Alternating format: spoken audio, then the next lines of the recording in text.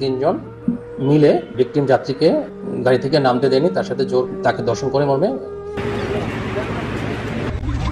সাভারের radio colony থেকে আশুলিয়া যাওয়ার জন্য বাসে ওঠেন এক কলেজ ছাত্রী। তিনি ছাড়াও ওই বাসে ছিলেন আরও 2 যাত্রী। একে একে তারা নেমে গেলে বাসে থাকেন শুধুমাত্র কলেজ ছাত্রী আর বাসের স্টাফরা। গাড়িটি নিজ গতিতে ঠিকঠাক চলছিল ঢাকা টাঙ্গাইল মহাসড়ক ধরে। চলন্ত বাসে থাকা সেই যাত্রী হয়তো কল্পনাও করতে পারেননি তার সঙ্গে কি ঘটতে যাচ্ছে। রাত যখন 11:30 তখনই শুরু হয় ভয়াবহ ঘটনা। বাসের চালক ও স্টাফরা ওই যাত্রীকে জোরপূর্বক আটকে রেখে সঙ্গে থাকা স্বর্ণালংকার, নগদ টাকা ও মোবাইল ফোন ছিনিয়ে নেন। সাহায্য চাওয়ার কোনো সুযোগ না দিয়ে বাসটি বিভিন্ন স্থানে ঘোরাতে থাকেন তারা। এরপর শুরু হয় পাশবিক নির্যাতন। রাতভর দলবদ্ধভাবে ধর্ষণ করা হয় ওই কলেজ ছাত্রীকে।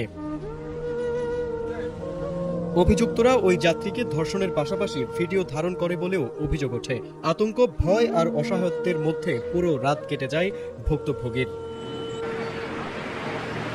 পরদিন বৃহস্পতিবার দুপুরে ঢাকা টাঙ্গাইল মহাসড়কের টাঙ্গাইল সদর উপজেলার করটিয়া আন্ডারপাস এলাকায় বাসটি সন্দেহভাজনভাবে দাঁড়িয়ে থাকতে দেখে হাইওয়ে পুলিশ।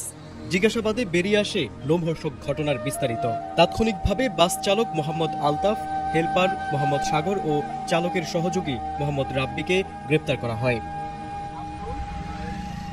এ বিষয়ে এলেঙ্গা হাইওয়ে থানার ওসি মোহাম্মদ শরীফ জানিয়েছেন, গ্রেফতারকৃত আসামিদের সঙ্গে ভুক্তভোগীকেও টাঙ্গাইল সদর থানা পুলিশের কাছে হস্তান্তর করা হয়েছে।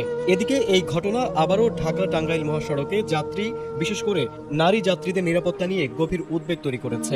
এর আগেও এই মহাসড়কে চলন্ত বাসে ডাকাতি ও নারী যাত্রীদের হয়রানির অভিযোগ উঠেছিল বলেও জানা গেছে। তিনজন মিলে ভিকটিম যাত্রীকে গাড়ি থেকে নামতে দেয়নি, তার সাথে জোর তাকে দর্শন করে মর্মে ভিকটিম যাত্রীটা অভিযোগ করে এবং পরবর্তীতে সেটা